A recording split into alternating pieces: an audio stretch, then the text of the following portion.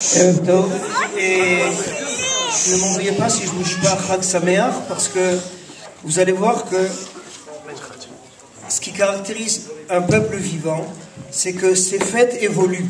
Il y a des fêtes qui apparaissent à un certain moment historique, il y a des fêtes qui disparaissent, et il y a des fêtes qui vont... Il y a une très très belle expression en hébreu qui dit « Lovesh tsura vepochet tsura ». Ça veut dire qu'ils prennent une nouvelle apparition et qui changent leur apparition précédente. Et c'est un peu le cas de Tou Bishvat. Le cas du Seder de Tou Bishvat. Maintenant, avant de commencer mon exposé, je voudrais rappeler certaines choses qui sont connues, mais peut-être rafraîchir la mémoire de personnes qui n'ont pas entendu parler de cette paracha plus récemment. C'est qu'il y a à peu près 300 ans, le peuple d'Israël a vécu une grande aventure messianique en la personne de Shabbatai Tzvi. Et le faux messie, Shabbatai Tzvi, a réussi à embraser pratiquement tout le monde juif. C'est un exploit parce qu'on pense qu'on vit dans une époque... c'est une année qui est facile à retenir, 1666. Rappelez-vous qu'en 1666, il n'y a pas Internet, il n'y a pas de radio, il n'y a pas de téléphone. Okay? Et Bechol Zot, on a réussi à faire que le monde juif tout entier, même dans les Keilot, dans les communautés éloignées du Yémen, toutes les communautés d'Afrique du Nord, toutes les communautés des pays arabes, des pays ashkénazes, ont réagi à ce phénomène qui s'appelle Shabbatai Tzvi. Et les réactions ont été différentes dans le monde ashkénaze et dans le monde séfarade, on aura l'occasion de reparler. Mais c'est un phénomène, encore une fois, qui a électrisé, qui a embrasé le monde juif tout entier. Et la réaction d'après le shabtaïsme, ça a été un grand mouvement de censure. Le monde juif, d'une manière générale, a essayé d'oublier ce grand espoir qui ne s'est pas réalisé. Et cette censure a été d'autant plus cruelle, difficile, dans le monde ashkénaze. Et aujourd'hui, le monde juif a beaucoup de difficultés à évoquer une influence qui aurait pour source l'aventure shabbatéenne. Ça, c'est la première remarque. Alors, la deuxième remarque, ça va nous ramener à ce terme-là qui s'appelle Tou Bishvat. Alors, le début de notre cheminement historique, c'est tout simplement la Gemara Rosh Hashanah, qui nous annonce qu'il y a 4 Raché Shanim, c'est l'expression de la Gemara, il y a 4 têtes de l'année.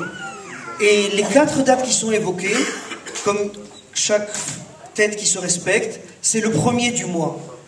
Et pour donner une apparition harmonieuse à cet article-là, on nous parle pour le Rosh Hashanah La'ilan, alors qu'aujourd'hui on entend davantage l'expression Rosh Hashanah La'ilanot, on nous dit Rishon Aleph Bishvat. Maintenant, très très vite, pour rétablir l'équilibre et pour ne pas nous laisser sur notre faim, nous qui connaissons tout Bishvat, alors on nous explique que le premier du mois de Shvat, c'est Rosh Hashanah selon Bet Shammai. Okay? Et vite, on enchaîne pour nous dire Aval Bet Hillel, Toen chez Chamisha Asar la Chodesh. Donc, Chamisha Asar, c'est le 15e jour du mois de Shvat. Maintenant, tout le long du développement de la halacha, si on regarde par exemple les Rishonim, si on regarde jusqu'au Shulchan Aruch, et quand on regarde les fêtes qui sont spécifiées, Tou Bishvat n'apparaît pas. Il n'y a pas de fête qui s'appelle Tou Bishvat. Et il faudra arriver vers le XVIe siècle, avec l'apparition de l'activité des Mekoubalim, pour commencer à donner une certaine idée de cette date-là. Alors, la Mishnah et les Chachamim nous expliquent qu'est-ce qui se passe à Tou Bishvat. Tou Bishvat, il y a à peu près 2 idées. La première idée nous dit que durant tout l'hiver, les arbres et beaucoup de végétaux vont essayer de survivre à l'hiver. L'hiver, c'est le synonyme de la mort, c'est une saison qui est dure à passer. Alors, la sève des arbres descend. Elle descend, elle se rapproche des racines. Et à un certain moment, ce processus donc de descente va s'arrêter et on amorce le processus inverse. La sève va revenir, va jaillir des racines de nouveau vers les branches et vers le sommet de l'arbre. D'ailleurs, c'est pour ça que très souvent, si vous avez un rosier ou si vous avez des arbres à un certain moment, en vue de l'hiver, le jardinier vient, il coupe les branches. Parce que tout simplement, ça fatigue l'arbre d'avoir beaucoup de branches, et s'il est incapable de fournir à cette branche-là la sève. Donc on a affaire ici à un processus qui est imperceptible à l'œil nu. À première vue, regardez, vous êtes tous sortis de chez vous aujourd'hui, on a l'impression d'être en plein hiver. On n'a pas l'impression de vivre un changement. Okay? On est en plein hiver, il fait froid. Et en quoi ce jour il est différent du jour de demain? Encore une fois, au niveau météorologique, on n'a pas de réponse. Une deuxième idée qui est proposée par les Chachamim, c'est qu'ils pensent que plus ou moins la quantité d'eau qui tombe jusqu'à Rosh Hashanah, elle appartient à l'année précédente, et jusqu'à Rosh Hashanah Laïlan, donc jusqu'à Tou Bishvat. Et après Tou Bishvat, il faut déjà compter ces pluies qui viennent comme les pluies qui appartiennent à l'année nouvelle. Et donc, la fête de Tou Bishvat, la première fois qu'on va avoir cette notion de Seder Tou Bishvat, et là je mets l'accent sur le mot Seder, on va le retrouver dans un ouvrage qui a été diffusé et qui a été probablement écrit par les cercles chaptéens. Donc qu'est-ce que c'est les chaptaïm? Ce sont les personnes qui vont continuer à croire que ce personnage qui s'appelle Shabtai Tzvi est le Messie. Maintenant, je suis pratiquement sûr que vous connaissez l'histoire de Shabtai Tzvi, mais avec votre permission, je voudrais rappeler le paradoxe de l'histoire du chaptaïsme. On a affaire à un Talmid Racham qui grandit à Izmir, qui va naître en Turquie, dans l'Empire ottoman de l'époque. Okay. Et à un certain moment, ce personnage-là souffre de troubles mentaux. Okay. Et un jour, au cours de ses voyages, il a l'occasion de rencontrer un homme 2 fois plus jeune que lui. Lui, il a déjà 40 ans. Il découvre un génie de la Torah, de la Kabbalah, qui s'appelle Nathan. Nathan Azati. Okay. Et ce Nathan Azati, il a déjà, je vais utiliser un terme moderne, un réseau. Ce jeune Nathan Azati, il est considéré comme un ilouï, comme un surdoué en Torah. On dit qu'il connaît le Talmud par cœur, le Zohar, les Kitvei Harizal, les écrits du Harizal, de Rabbi Chaim Vital. Okay? Et ce Nathan Azati reçoit des missives, des lettres du monde entier. Et des gens lui écrivent, lui disent, voilà, je voudrais savoir quel est mon tikkun. Okay? Vous savez, on a connu autour de nous, je ne sais pas si vous vous rappelez par exemple du Rav Bentov, on venait le voir avec la mezouza, okay? Et on n'avait pas besoin de parler, il regardait la mezouza. Peut-être que vous avez entendu parler, un personnage tout à fait extraordinaire aussi, le Rav Nathan Bochovza, une personne très très jeune. Il avait une émission à la radio, tard dans le soir, je crois à 2h, 3h du matin. Les gens lui disaient Boker Tov, Erev Tov Arav, Laila Tov Arav. Ça suffisait. Et le Rav Bochovza, il lui disait, oh, tu dois faire ça, ça. Il y a des choses qui sont un peu difficiles à comprendre ou à expliquer de manière rationaliste. Et Nathan Azati, en recevant les lettres des gens, il donnait leur tikkun. Et lorsque Shabtai Tzvi vient voir Nathan Azati, il est persuadé qu'il vient voir un docteur. Il vient voir la personne qui va le libérer de ses visions qu'il entend, de ses voix qu'il entend, et qui va revenir sur... Et il va lui dire, écoute Nathan Azati, j'entends des voix qui me disent que je suis celui qu'Israël attend. Je suis l'homme qui doit apporter la rédemption à Israël. Et Nathan Azati se prosterne devant lui et dit, mais tu as raison. Vous comprenez? L'arroseur arrosé. Okay? Vous savez, aujourd'hui, les Haredim qui continuent à persister dans une position très anti-sioniste aiment faire des comparaisons entre le sionisme et qu'ils qualifient de faux messie et l'aventure de Shabtai Tzvi. On raconte que lorsque Théodore Herzl a commencé à évoquer à voix haute l'idée d'un État juif, ses amis se sont inquiétés, sa famille. On lui a dit, tu sais quoi, on va lui payer une séance chez le docteur le plus célèbre de l'époque. Tout à l'heure, on a parlé avec mon ami Pierre Lursac, c'est l'occasion de saluer aussi le livre extraordinaire qu'il a traduit des écrits de Jabotinsky. Et je lui avais dit, Pierre, si Dieu veut, le prochain ouvrage que tu devrais t'intéresser peut-être à traduire ou à présenter, c'est le personnage de Max Nordau. Max Nordau, en fin du 19e siècle, c'est un personnage qui parle 12 langues, qui écrit dans 17 journaux européens. Et vous savez, par exemple, lorsque Freud commence à évoquer ses théories, il a besoin d'un ishour. Il a besoin de quelqu'un qui lui dise « C'est sérieux ce que tu dis ?» On salue la venue du Rav Benishan.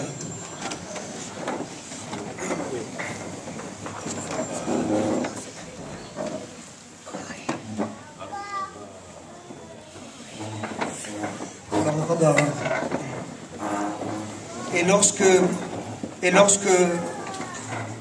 on veut faire soigner Herzl, qui divague, qui dit des bêtises, il parle d'un État juif, vraiment il a dû rester trop longtemps au soleil ou quoi, on le fait donc rentrer au cabinet de Dr Nordau. Et Nordau, au lieu de dire à Herzl tu es fou, il lui dit tu as raison. Et ça va donner donc ça va permettre aux sionistes, qui jusqu'à présent n'étaient pas perçus comme un mouvement sérieux, de devenir un mouvement sérieux. Pourquoi? Parce que Nordau y croit. Exactement, c'est la même chose qui va se passer entre Shabtai Tzvi et Nathan de Gaza. Shabtai Tzvi va là-bas pour dire « Guéris-moi, je suis malade, je dis des bêtises ». Et Nathan de Gaza lui dit « Pas du tout, tu dis pas des bêtises, tu es le Messie ». Et du fait que Nathan de Gaza accorde son crédit aux théories de Shabtai Tzvi, alors automatiquement, des milliers de personnes qui sont en correspondance avec ce Nathan de Gaza vont donner crédit à ce mouvement qui va causer beaucoup de mal au peuple juif, qui est le mouvement de Shabtai Tzvi. Maintenant, ce mouvement-là, Shabtai Tzvi, vous savez, il y a plusieurs sortes de messies. Par exemple, Bar Korba est un messie militaire. Bar Korba est persuadé que la Géoula d'Israël doit venir lorsqu'on va chasser les Romains d'Eretz Israël. Et il va réussir à convaincre Rabbi Akiva. Et Rabbi Akiva va être, la Gemara nous explique, Nosé Kelav. Si je traduis, j'ai peur de le dire, l'écuyer de Bar Korba, la personne qui va dire, vous voyez ce personnage-là, c'est le Messie. Fermez les Gemarot et engagez-vous dans l'armée du Messie et on va apporter la Géoula à Israël. Shabtai Tzvi, c'est un Messie différent. Shabtai Tzvi est un Messie mystique. Shabtai Tzvi est persuadé que nous sommes rentrés dans une phase messianique. Maintenant, les gens lui disent, et tu sais quoi, fait messianique, il n'y a rien qui change. Et on va comprendre pourquoi, justement, dans les écrits de Shabtai Tzvi, ou dans les écrits de ses successeurs, la fête, c'est encore une fois, c'est pas une fête encore, mais la date de Tou Bishvat est tellement importante. Parce que Tou Bishvat, c'est exactement la même chose. Tou Bishvat, c'est pas Pessah, c'est pas le printemps. Il n'y a aucun signe extérieur qui dit, regarde, tu sens pas la nature se réveille, tu sens pas cette roucha de liberté. Au printemps, on peut sentir ça. Ça nous tient par les tripes. La nature se réveille, les instincts se réveillent, la vie se réveille. Aval Tou Bishvat, on en a parlé tout à l'heure. Un temps de chien, on sort, on n'a aucune différence.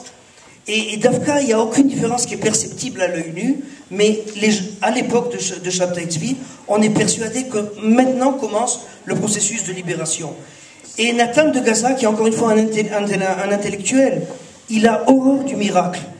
Et il y a une histoire qui va très très bien caractériser le point de vue de cette direction du mouvement shabtaïste qui va encore une fois rayonner sur le monde juif tout entier. Ça va être l'anecdote suivante. Dès que Shabtai Tzvi va être célèbre, le sultan va le faire arrêter. On va le mettre dans une forteresse réservée aux condamnés à mort. Et en général, les gens ne restent pas plus de 2 mois dans cette forteresse et ils sont exécutés. Et Shabtai Tzvi va rester plusieurs mois là-bas. Et cette forteresse, les adeptes de Shabtai Tzvi vont l'appeler Migdal Oz. C'est-à-dire que non seulement il va pas rester dans sa condition de prisonnier, mais même les Turcs le respectent. Et là, il va accueillir des milliers de personnes. Entre autres, il rencontre une des grandes autorités du judaïsme polonais de l'époque. Et ce rabbin polonais lui dit, tu sais quoi, Shabtai Tzvi, fais-moi un miracle. Et moi, je te promets que dès que je rentre chez moi en Pologne, on jeûne pas à Rosh Hashanah. On jeûne pas, à Tisha B'Av. Parce que j'ai oublié de vous dire que le Messie, Shabtai Tzvi, est né à Tisha B'Av. Et regardez la réponse de Shabtai Tzvi. Il va lui dire, le miracle, c'est qu'il n'y aura pas de miracle. Je ne fais aucun miracle. Et le miracle sera que tu verras, tout le monde va fêter ce jour-là, le Tisha B'Av, avec un festin, et va fêter la venue du Messie. Et les historiens de ce côté-là sont unanimes qu'en 1666, l'écrasante majorité des communautés d'Israël vont festoyer à Tisha B'Av. On fête la venue du Messie. Comme je vous ai dit, après, il y a eu un mouvement de censure extraordinaire, terrible, qui va être vécu différemment dans le monde ashkénaze, dans le monde sfarad. Mais on a retrouvé des archives, des sidorim, des marzorim, où on dit Shana Rishona le Géoulat Israël. Un peu comme les archéologues, quand ils retrouvent des pièces qui ont été frappées sur l'effigie de Bar Korba. Shana Rishona le Géoulat Yerushalayim. Et le monde juif, cette année-là, à en croire les historiens, a fêté la venue du Messie. Maintenant, le paradoxe est le suivant. C'est qu'une fois que le sultan a été impressionné par les acquis de Shabtai Tzvi, il va lui proposer quelque chose de simple. Ou tu te convertis à l'islam, ou alors je te tue. Et Shabtai Tzvi se convertit à l'islam. Et là, la partie la plus extraordinaire du mouvement se déroule, en ce sens que le petit peuple va dire, il s'est converti à l'islam, c'est un bidon, on y a cru, c'est terrible ce qui nous arrive. Aval, une grande partie de l'intelligentsia juive religieuse, une grande partie des Mekoubali, mais quand je dis une grande partie, c'est des centaines et des milliers, ils vont accepter l'interprétation de Nathan de Gaza. Et encore une fois, il faut bien comprendre que ce mouvement-là, son âme vive, c'est pas Shabtai Tzvi. Ça arrive très souvent. Okay? Il y a Mireille Mathieu et il y a Tony, comment il s'appelle? Tony Stark. Okay? Johnny Stark. Okay? C'est-à-dire qu'il y a toujours l'impresario derrière qui tire les ficelles. Okay? Et il y a toujours le personnage. Okay? C'est la même chose pour le christianisme. Il y a celui-là et il y a un autre qui a mis les fondements du christianisme. La même chose, l'âme, un effet shachaya de ce mouvement-là, c'est Nathan de Gaza. Et Shabtai Tzvi, c'était un personnage qui était fragile, qui était pas très équilibré moralement, mais qui avait une prestance qui était inimitable. Et c'est Nathan de Gaza toujours qui va le mettre à l'avant. Alors qu'est-ce qu'il va dire ce Nathan de Gaza? Il va dire, mes amis, pourquoi vous faites là? Pourquoi vous êtes triste? Pourquoi tu n'as pas entendu les nouvelles? Il s'est converti à l'islam, c'est un zéro, c'est un bidon. Il nous a trahis. Nathan de Gaza va dire, mes amis, vous n'avez pas compris. On parle du Messie, on ne parle pas de Bruce Lee, on ne parle pas de Sayret Matkal. Il combat avec une technique, avec une stratégie messianique. Attends, explique-moi là, je te suis plus. Qu'est-ce que ça veut dire? C'est quoi une stratégie messianique? Et il dit, sache, et là encore une fois, aujourd'hui on va parler de Rosh Hashanah, on va parler des fruits, et il y a un vocabulaire qui est cher aux Mekoubalim. Entre autres, dans ce vocabulaire, il y a très souvent le terme de klipa. La klipa, c'est l'écorce. Alors la klipa, c'est pas seulement l'écorce des fruits, mais c'est aussi quelque chose qui vient séparer la Kedusha de nous-mêmes. Il y a une klipa.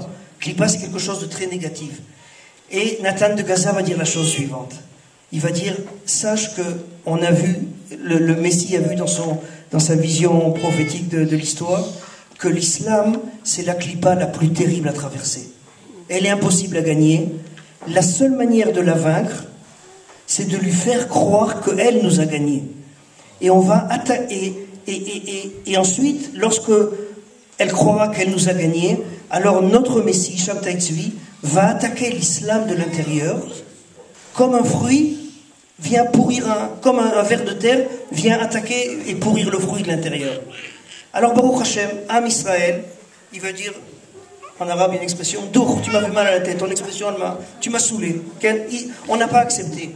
Mais beaucoup de Talmidei Chachamim vont croire à cette histoire-là. Il y a ici une technique messianique. C'est comme ça qu'on peut avoir raison de l'islam.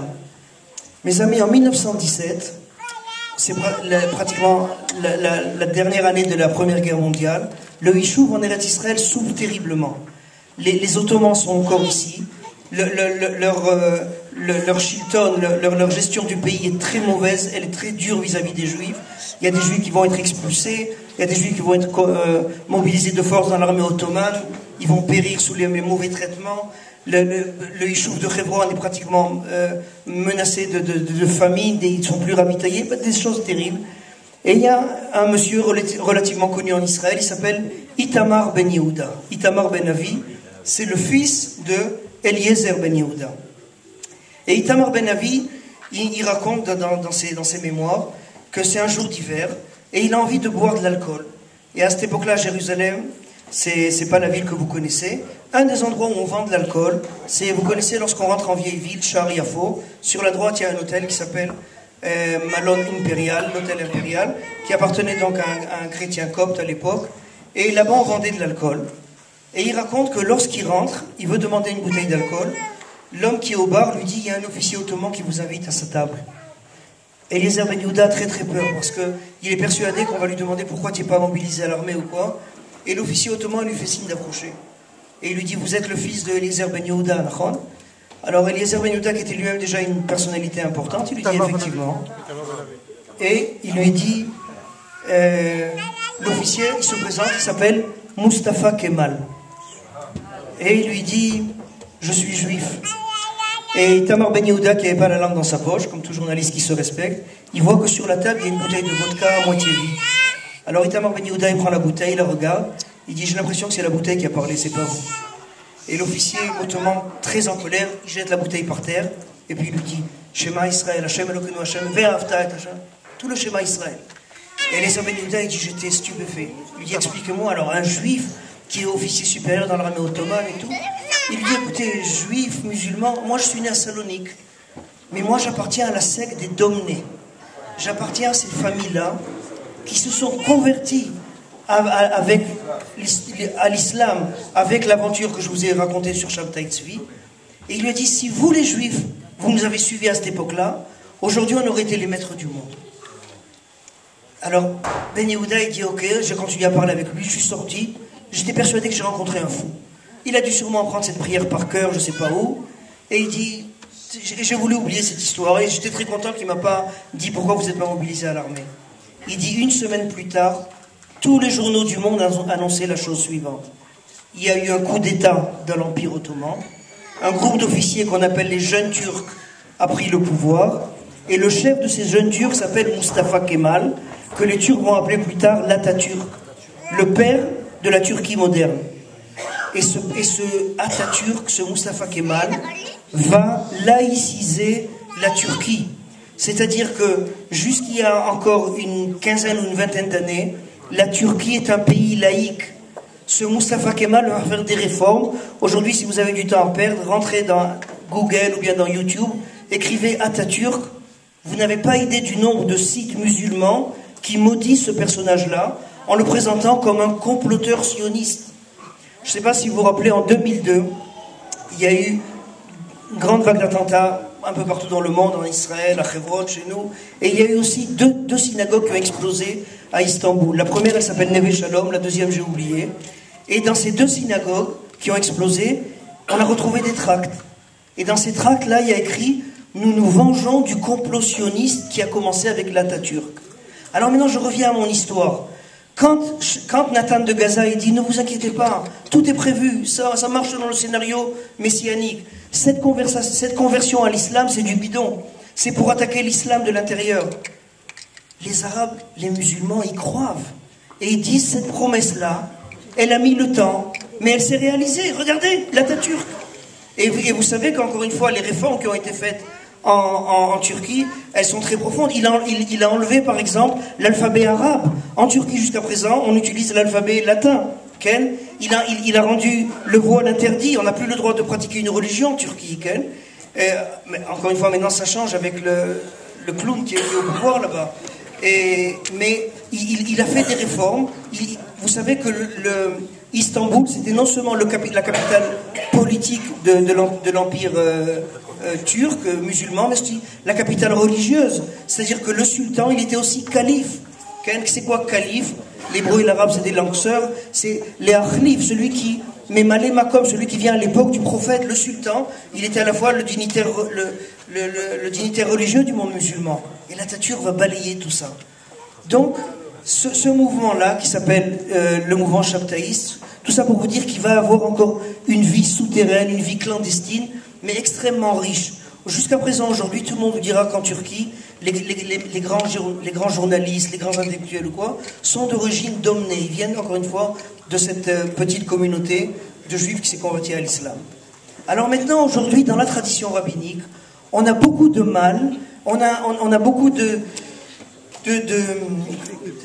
inoroute, comme on dit. C'est pas agréable pour nous de voir un contact entre une fête qu'on pratique et les origines shabbatéennes de Shabtai Tzvi.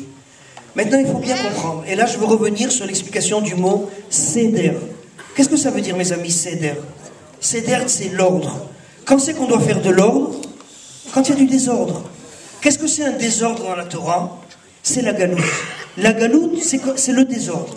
Mais les personnes qui ont fait ce seder Tu Bishvat, ils ont voulu qu'on pense automatiquement à un autre seder, automatiquement à un autre seder. À quel seder? Le seder de Pessah, bien sûr. Et c'est pour ça qu'il y a 4 coupes de vin. Il y a des tas de choses qui nous font penser au seder de Pessah. Maintenant, qui est-ce qui peut... Encore une fois, Tou Bishvat, elle était plus ou moins réalisée. On a parlé de fruits. Mais la première fois qu'on parle de Seder, cette initiative de Seder ne peut venir que d'un mouvement messianique. Pourquoi? Parce qu'ils sont persuadés qu'à travers ce Seder-là, on va sortir de l'exil. On va ramener la souveraineté d'Israël en Eretz Israël. Et c'est pour ça que ce Seder Tou Bishvat-là, sa première apparition, elle ne peut venir que d'un groupe qui est persuadé qu'il va mettre ici, qui va entreprendre une nouvelle sortie d'Égypte, une nouvelle sortie de Galout.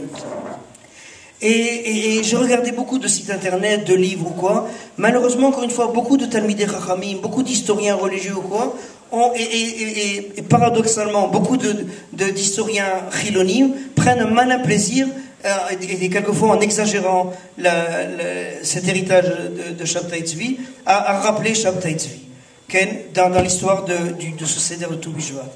Alors vous savez, il y a une très très belle... Il y a eu beaucoup de personnages qui ont porté, qui ont semé la zizanie en Israël et qui ont créé des confusions extraordinaires. La Gemara nous rappelle une très très belle histoire d'un des maîtres de Rabbi Meir, d'un des collègues de Rabbi Akiva, Elisha ben Avouya. La Gemara tellement est en colère contre lui qu'on va lui donner Acher. On ne veut plus l'appeler par son nom. Il a tellement démérité que le monde juif a levé contre lui le Cherem. Et une seule personne, et c'est des histoires qui sont mamash extraordinaires, quand on voit comment le respect et l'amitié de deux personnes est capable de franchir les barrières idéologiques. Et on voit que Rabbi Meir s'entête. Là, il y a de très très belles histoires, vous les connaissez toutes, permettez-moi juste d'en rappeler une. Rabbi Meir est on est entre Mincha et Arvit, c'est un jour de Shabbat. Rabbi Meir donne une dracha à la synagogue, et un élève vient lui dire: Elisha ben Avouya, Rabcha, Mistovev Bahir, Urochev al Sous. Vous savez, il y a tellement d'images et de clichés émotionnels dans cette expression-là. D'abord, c'est Shabbat, tu es sur un cheval. Ça se fait pas. Ensuite, le cheval, c'est pas un animal qui est sympathique. Nos Khamim, ils sont sur des ânes. Le Mashiach qu'on attend, il viendra sur un Chamor Lavan. Le Sous, le cheval, il est le synonyme de la fierté, de l'arrogance, de la brutalité qui caractérise le pouvoir d'Égoïm. Et vous voyez, voilà que ce Elisha ben Avouya, ce Talmid Chacham, il vient provoquer les Juifs, il vient le jour de Shabbat, en plus sur un cheval. Et Rabbi Meir sort, va au-devant de lui. Et on voit de quoi il parle de Torah. Elisha ben Avouya lui dit: qu'est-ce que tu as enseigné aujourd'hui? Rabbi Meir lui explique. Et Elisha ben Avouya lui dit: et comment tu as expliqué ça? Rabbi Meir il donne son explication. Elisha ben Avouya dit: Akiva Rabcha. Regardez avec quelle humilité, il se considère même plus comme alors qu'il était son maître aussi. Il lui dit: Rabbi Akiva, lui, il enseignait de manière différente. Et deuxième passou, troisième passou.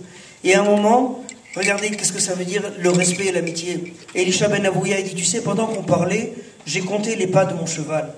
Et j'ai peur de te faire une avéra. C'est-à-dire, tu vas dépasser le Troum Shabbat. Il lui dit: Chazor Becha, reviens en arrière. Et Rabbi Meir lui dit: Gamata Chazor Becha, toi aussi reviens. Où reviens? Tu me parles que de Torah. Tout ça, moi, j'y crois pas. Tu es sur un cheval, tu veux jouer au goy. Tu t'es resté. Et complètement désespéré, Elisha ben Avouya dit: j'ai entendu une bat-kol, une voix céleste, qui a dit que n'importe quelle personne peut revenir Bitchouva, mais sauf Elisha ben Avouya. C'est-à-dire, j'en ai trop fait. Vous savez, il n'y a pas longtemps, on a lu les parachiotes sur Pharaon, et on dit qu'Akadosh Baruch Hu irbid et lev paro. C'est-à-dire, à un certain moment d'exagération dans le mal, alors Akadosh Baruch Hu, il nous prive de la possibilité de l'Arzor Betchouva. Et Elisha ben Avouya, il est persuadé que c'est ce qui va lui arriver à lui. Ensuite, il y a une deuxième Gemara qui nous raconte qu'un jour, Rabbi Meir rencontre Eliyahu Hanavi. Et il lui demande: dis-moi, qu'est-ce qu'il fait à Kadosh Baruch Hu en haut? Alors Rabbi Meir, Eliyahu Hanavi lui dit: il se délecte du vrai Torah des Talmidei Chachamim. Et il dit: voilà, Rabbi Shimon Bar Yochai, il a enseigné ça. Il dit, on raconte, Kadosh Baruch Hu, il écoute les divrei Torah de tous les Chachamim, sauf de Meir, ça veut dire sauf d'Étienne. Et alors il lui dit: lama, pourquoi? Il dit: parce que toi tu continues à avoir du respect pour Elisha ben Avouya, pour Acher, l'autre. Alors Rabbi Meir aussi, il n'avait pas sa langue dans sa poche, et même Eliyahu Hanavi ne l'a pas trop impressionné. Il va lui dire: tu sais quoi? Alors la prochaine fois quelqu'un fait une remarque comme ça, tu vas leur dire de Elisha ben Avouya, moi j'ai pris le fruit, j'ai jeté l'écorce et j'ai mangé la chair du fruit. Et à leur prochaine rencontre, Eliyahu Hanavi rencontre Rabbi Meir et lui dit, tu sais qu'est-ce qui se passe en haut? Alors Rabbi Meir il fait l'innocent, il dit non, qu'est-ce qui se passe? Il lui dit Akadosh Baruch Hu, il écoute les enseignements de Torah de Rabbi Shimon, de Rabbi Yossi et de Rabbi Meir. Regardez avec quelle finesse le rédacteur de la Gemara, il a réussi à nous faire comprendre que on peut revenir en arrière. Et cette, je ne sais pas comment le qualifier, peut-être cette générosité vis-à-vis du fauteur, ça va être en gros ce qui va séparer le monde ashkénaze du monde sfarad vis-à-vis de cette réaction au faux messie de Shabtai Tzvi. J'ai amené avec moi un livre qui raconte l'histoire du Chida, okay? Rabbi Chaim Yosef David Azoulay, okay? Un des plus grands shadarim, un des plus grands envoyés d'Eretz Israël, un Talmid Chacham extraordinaire, okay? De la fin du XVIIIe siècle. Et le Chida va parler, et vous savez qu'il écrit une encyclopédie qui s'appelle Shem Agdolim. Le Chida, à travers ses déplacements, il va visiter plus de 3000 communautés en Eretz Israël, pardon, dans la Galoute, c'est le délégué d'Eretz Israël vis-à-vis du monde juif. Et dans chaque ville où il est, il demande quel est votre rabbin, est-ce qu'il a écrit des livres, est-ce qu'il a des livres à la maison, il va recopier des livres, quoi. Ça veut dire c'était la somme de connaissances qu'il a réussi à emmagasiner à travers ses voyages est difficilement concevable. Et entre autres, on va être surpris par voir qu'il a beaucoup de respect par exemple pour des talmidim comme par exemple Rabbi Shmuel Primo. Rabbi Shmuel Primo était le secrétaire particulier de Shabtai Tzvi. Et le Chida, quand il parle de Rabbi Shmuel Primo, il dit Gdol Mofet Ador Vegadol Batora. Alors, les historiens se posent la question, ils disent mais qu'est-ce qui se passe? Rabbi Shmuel Primo, pour vous dire à quel point, même dans le shabtaïsme, il y avait des différents degrés. Il y avait des degrés extrêmes, comme ce Rabbi Shmuel Primo, qui dit la véritable shmirat Shabbat, c'est de croire en Shabtai. Shabbat, Shabtai, jeu de mots de rabbin, et quelqu'un qui ne croit pas en Shabtai Tzvi, c'est comme si Mechalel Shabbat, Vema Dino, il doit mourir. C'est pour vous dire à quel point la personne était plongée dans cette hérésie-là. Et le Chida parle de lui de cette manière-là. Et le professeur Benayahu, encore une fois, le livre, c'est pas un livre qui a été publié par l'Université de Jérusalem, par le Mossad Rav Kook, nous dit que comme tous les grands Talmidei Chachamim Sfaradim, on était capable de faire la différence entre la Gdoula d'une personne dans la Torah et l'erreur qu'il a eue de croire en Shabtai Tzvi. Et je pense que la personne qui qualifie le mieux cette possibilité de Chazor Becha, de Larzor, de revenir en arrière, ça va être le propre frère de Shabtai Tzvi, qui était à l'époque Rabbi Eliyahu Tzvi, qui était le frère aîné de Shabtai Tzvi, qui va lui aussi se convertir à l'islam, et à la mort de Shabtai Tzvi, il va revenir au judaïsme et il va réintégrer ses fonctions de dirigeant de la communauté de Izmir. Et aujourd'hui, donc tout ça pour vous dire que la première fois où on voit apparaître le texte d'un Seder de Tou Bishvat, c'est dans ce livre qu'on appelle Chemdat Yamim, un livre qui continue à créer la polémique dans le monde juif, aussi bien religieux que le monde académique. D'ailleurs, aujourd'hui, un des grands spécialistes des restes du shabtaïsme, c'est notre ami le Rav Menachem Shuraki. Et vous savez qu'il y a des marzorim qu'on utilise à Rosh Hashanah à Kippour avec une kricha rouge comme ça. Lui, il est persuadé, toute la gdama de ce marzor-là, elle est prise, toute l'introduction du marzor, elle est prise du Sefer Chemdat Yamim, et Menachem pense que qu'il faut tout simplement écarter ces marzorim-là qui sont empreints de l'influence shabtaïenne, de Shabtai Tzvi. Et ce livre-là, il a été imprimé, il a été imprimé jusqu'au début du 19e siècle. Et au début du 19e siècle, un éditeur hollandais qui imprime le livre, il dit la chose suivante. Il dit Veata achai, et maintenant mes frères, mekaime dat, vous qui continuez à pratiquer la religion, im ikru benecha divrei bal chemdat yamim, et si à vos yeux les paroles du Chemdat Yamim sont chères, sont précieuses. Ine, eveti lefanecha mincha chadasha. Et voilà, j'ai apporté devant toi une nouvelle offrande, c'est-à-dire une nouvelle édition de ce livre de Chemdat Yamim. Liot lecha lereach nichoar, pour que l'odeur de ce livre te soit agréable. Ve'im timtsa bo pri she'eno nechmad lemare. Et si tu vois à travers ce livre-là un fruit qui n'est pas agréable à regarder, c'est-à-dire des traces du mouvement chaptéen, Ashler taklipa ve'achol tocho. Alors il dit, non, ne fais pas un scandale pour ça. Jette l'écorce et mange l'intérieur de ce fruit. Toda rabba.